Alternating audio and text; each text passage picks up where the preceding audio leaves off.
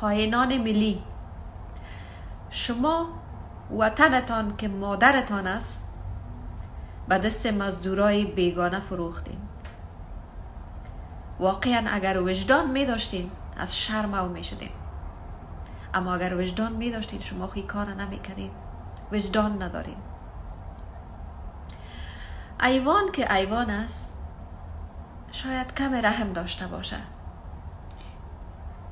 اما شما اینقدر ظالم، اینقدر خدا ناترس، اینقدر بی‌عاطفه هستین که به قیمت جان مردم، به قیمت خون مردم شما جیبای کثیفتان پر کردین.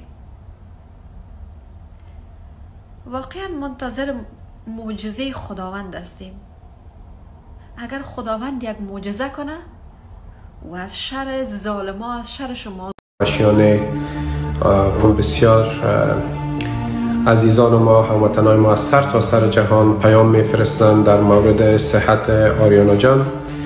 آریانا سعید یکی از برجسته ترین و محبوب ترین خوانندگان افغانستان است که با صدای دلنشین و سبک خاص خود قلب‌های بسیار را در سراسر جهان به دست آورده است. او در تاریخ 14 اپریل 1985 در کابل به دنیا آمد و از سنین جوانی به موسیقی علاقمند شد. آریانا سعید با ترکیب موسیقی سنتی افغان و سبک‌های مدرن توانسته است آثار منحصر به فرد خلق کند که نه تنها در افغانستان بلکه در میان افغان‌های مقیم خارج نیز محبوبیت زیاد دارد. آریانا سعید به عنوان یک هنرمند مستقل و مسائل اجتماعی و حقوق زنان در افغانستان توجه ویژه‌ای دارد و از طریق موسیقی خود صدای زنان افغان را به گوش جهانیان می‌رساند.